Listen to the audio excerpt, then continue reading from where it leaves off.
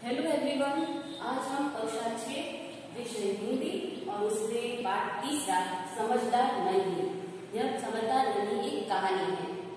इस कहानी में व्यक्ति को किसी भी परिस्थिति में भलाई करने का स्वभाव कभी नहीं छोड़ना चाहिए। यह बात इस कहानी में बताई गई है।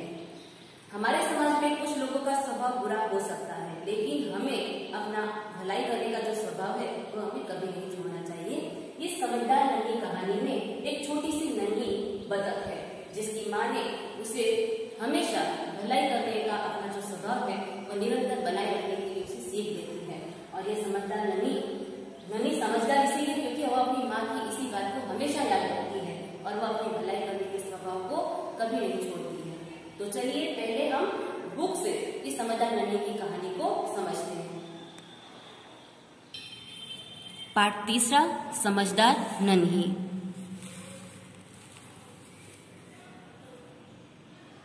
नन्ही बतख तट पर आई तो उसने देखा कि एक बिच्छू दलदल में फंसा है। यानी नन्ही नदी बतख है, उसकी एक बच्चा है जिसे नन्ही नाम दिया गया है। तो नन्ही बतख तट पर आई यानी किनारे पर आई और उसने देखा कि एक बिच्छू दलदल में फंसा है। दलदल का मतलब होता है कि जिसमें खड़े होने पर अपने पाँव है वह अंदर धंसते जाए, यानी गीली जमीन जिसके अंदर पाँव रखने पर हम अंदर ही अंदर फंसते जाएं। यानी नन्ही जो बतख है यानी छोटी बतख किनारे पर आती है तो देखती है कि एक बिच्छू है वह गीली जमीन में फंसा हुआ है। बिच्छू ने नन्ही से प्रार्थना की यानी विनती की। बिच्छू है अब वह नन्ही से प्रार्थना करता है, कहता है कि बहन मुझे बचा लो। नन्ही को उस पर दया आ गई। उसने बिच्छू को दलदल से उठाकर सूखे स्थान पर रख दिया। यानी बिच्छू नन्ही से प्रार्थना करता है कि बहन तू मुझे बचा ले, मैं अभी दलदल में फंस रहा हूँ। तो नन्ही है वह बिच्छू पर दया आ जाती है उसे, और वह क्या करती है कि उसे गीली जमीन से निकालकर उसे एक सूखे स्थान पर सूखी जगह पर रख देती है। इस तरह उसकी जान बचाती है। बिच्छू को शैतानी सूझी यानी एक तरह से उसे मजाक सूझी। उसने नन्ही को डंक मार दिया। बिच्छू का स्वभाव होता ही है कि वह किसी भी व्यक्ति को डंक मारना, और वह अपना स्वभाव छोड़ता नहीं है। देखता है कि नन्ही मुझे बचाती है, इसके बजाय भी वह नन्ही को डंक मार देता है। नन्ही पीड़ा से तड़प उठी। नन्ही है पीड़ा से यानी उसे दर्द हो रहा था और वह तड़पती रहती है। उसने बिच्छू से पूछा, क्यों भाई तुमने मुझे डंक क्यों मारा? बिच्छू लापरवाही से बोला, यानी बेफिक्री से, उसे कोई प्रकार का दुख नहीं था। बिच्छू लापरवाही से बेफिक्र से बोलता है, क्या करूं, डंक मारना मेरा स्वभाव है। डंक यानी बिच्छू का जहरीला कांटा जो उसकी पूंछ में होता है उसे हम डंक कहते हैं, और बिच्छू का स्वभाव ही है डंक मारना। नन्ही बोली, तुम यह गंदी आदत छोड़ दो, नहीं तो कोई मुसीबत में तुम्हारी रक्षा नहीं करेगा। नन्ही कहती है कि यह तुम्हारी जो आदत है वो बहुत ही गंदी है। तो ऐसा होगा, अगर तुम अपना यह स्वभाव नहीं छोड़ोगे तो कभी भी तुम अगर मुसीबत में होगे तो तुम्हारी कोई रक्षा करेगा तो कोई तुम्हारी रक्षा नहीं करेगा। बिच्छू उसकी बात अनसुनी कर आगे बढ़ गया। और है नन्ही की यह बात बिच्छू सुनता तो है पर उसकी बात अनसुनी करना यानी कान में न लेना, बात को व्यवस्थित समझना ही नहीं, ऐसा करके बिच्छू है वह आगे बढ़ जाता है।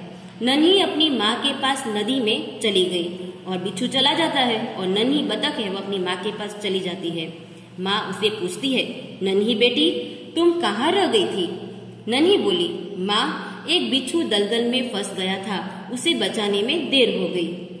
माँ खुश होकर बोली, बेटी यह तुमने बहुत अच्छा काम किया।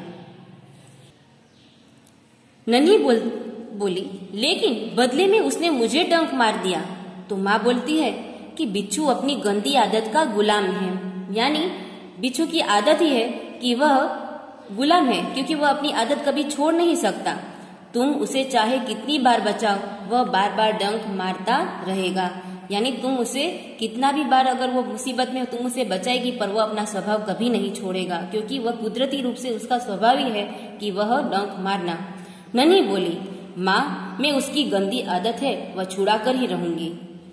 कुछ दिन बाद बिच्छू के प्राण पुनः संकट में पड़ गए। पुनः यानी कुछ दिन बाद की बात है कि बिच्छू है फिर से एक बार उसके प्राण, उसकी जान है वह संकट में यानी मुसीबत में पड़ गई। बिच्छू की जान है वह फिर से मुसीबत में पड़ जाती है। इस बार वह पानी की धारा में जा गिरा और डूबने उतराने लगा।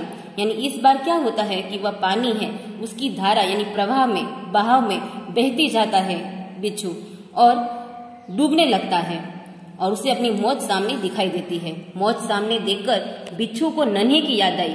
अब बिच्छू को दूसरी बार उसकी मौत सामने दिखाई देने पर उसे वापस नन्ही की याद आती है और वह नन्ही को पुकारने लगता है। नन्ही ने उसकी करुण पुकार सुन ली और नन्ही वहीं पर रहती है नदी के पास और वह उसकी करुण पुकार सुन लेती है। बुलाने की आवाज, करुण पुकार यानी बुलाने की जो आवाज है, दुखी भरी आवाज से वो उसकी आवाज सुन लेती है।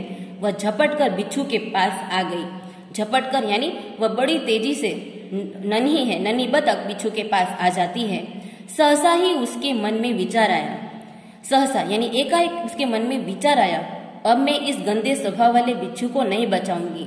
वह मन ही मन सोचती है कि पिछली बार तो तूने मुझे डंक मारा था, अब तू वापिस से इस मुसीबत में पड़ा है तो क्या पता तू अपना ये गंदा स्वभाव नहीं छोड़ेगा और मुझे वापिस डंक मार देगा, तो मैं तुझे नहीं बचाऊंगी। यह बात वो मन ही मन नन्ही बतख सोचती है। बिच्छू गिड़गिड़ाने लगा। गिड़गिड़ाना यानी विनती करना। बिच्छू है वह नन्ही बतख से विनती करता है कि बहन मुझ पर दया करो। नन्ही का मन डोल गया, यानी वह मन डोल गया, एक तरह से वह उसका मन बदल जाता है। उसने सोचा हो सकता है इसने अपनी गंदी आदत छोड़ दी हो। वह मन ही मन सोचती है कि क्या पता उस बार की मेरी बात से बिच्छू के मन में परिवर्तन आया हो और वह अपनी गंदी आदत छोड़ दी हो उसने। नन्ही ने बिच्छू को दोबारा जीवन दान दिया और इस बार भी नन्ही बतख है वह बिच्छू को दोबारा यानी दूसरी बार उसके प्राण बचाती है। बिच्छू अपने स्वभाव के अनुसार उसे डंक मारने के लिए आगे बढ़ा और इस बार भी बिच्छू का स्वभाव डंक मारना था और वह फिर से नन्ही बतख पर डंक मारने के लिए आगे बढ़ता है। नन्ही उसका इरादा समझ गई। इरादा यानी उसकी जो है उसका जो इरादा यानी नन्ही की जो उसका पता था कि यह इसका यही काम है कि वह मुझे डंक तो जरूर मारेगा, यानी विचार, नन्ही उसका विचार है वह समझ गई। वह मुस्कुराकर बोली, बिच्छू भाई ठिठक क्यों गए? ठिठकना यानी रुकना। कहती है कि बिच्छू भाई रुक क्यों गए? डंक मारो मुझे। बिच्छू शर्म से पानी पानी हो गया। अब बिच्छू को स्वयं शर्म, खुद ही पानी पानी हो गया, शर्म आने लगी कि मैं नन्ही बतख ने मुझे बचाया और फिर से मैं उसे ही डंक मारने जा रहा हूँ और नन्ही बतख मेरे विचार को समझ भी गई, मेरे इरादे को। वह खिसियाकर बोला, खिसियाकर यानी लज्जित शर्मिंदा होकर बोला, बहन एक बात बताओ, मैंने हमेशा तुम्हारे साथ विश्वासघात यानी धोखेबाजी की है, फिर भी तुमने मेरे साथ भलाई ही क्यों की? ऐसा क्यों? नन्ही बोली, भलाई करना मेरा स्वभाव है। वह कहती है कि अच्छाई करना, भलाई करना, किसी के परिस्थिति में कोई दुख में पड़ा हो तो उसकी अच्छाई, उसकी भलाई करना तो मेरा स्वभाव है और मेरी माँ ने मुझे यही सिखाया है। मैं तुमसे बदला लेने के लिए अपनी अच्छी आदत क्यों छोड़ दूं? और मैं तुमसे बदला लेने के लिए अपना अच्छा स्वभाव नहीं छोड़ूंगी। मेरा काम बचाना है। मैं मुसीबत में पड़े को बार बार बचाती रहूंगी। तुम्हारा काम डंक मारना है। तुम मारते रहो, देखती हूँ कौन जीतता है। कि मेरा स्वभाव तो लोगों को बचाना है और बिच्छू तुम्हारा स्वभाव लोगों को डंक मारना है। अब मैं यही देखती हूँ कि हम दोनों में से कौन जीतता है। बिच्छू पछतावे से भर गया, यानी अपने बुरे काम का दुख होना। पछतावा यानी उसे अपने बुरा काम तो वो कर रहा था, डंक मारना, उसे अपने पर दुख होता है। तो बिच्छू है वह दुख ही से भर गया और बोला, नन्ही बहन आज तुम जीत गई। मैं वचन देता हूँ कि अब मैं किसी वचन यानी कसम, मैं कसम खाता हूँ कि अब मैं किसी निर्दोष यानी बेकसूर जीव को डंक नहीं मारूंगा। नन्ही खुश होकर नदी में चल दी। माँ ने आज फिर पूछा, फिर वापिस नन्ही है खुश हो जाती है क्योंकि बिच्छू अपना यह गंदा स्वभाव छोड़ देता है तो वह खुश हो जाती है और खुशी खुशी घर पे जाती है। माँ उससे पूछती है कि माँ ने आज फिर पूछा, बेटी कहाँ देर हो गई, क्यों तुम्हें आज देर लगी? तो नन्ही ने पूरी उसे घटना बताई कि ऐसा ऐसा हुआ था, बिच्छू दलदल में फंस गया था, मैंने उसके प्राण बचाए। माँ प्यार से बोली, प्यारी समझदार नन्ही, भले लोग अपनी बार बार की भलाई से इसी तरह बुरे लोगों को भला बनने की राह दिखाते हैं।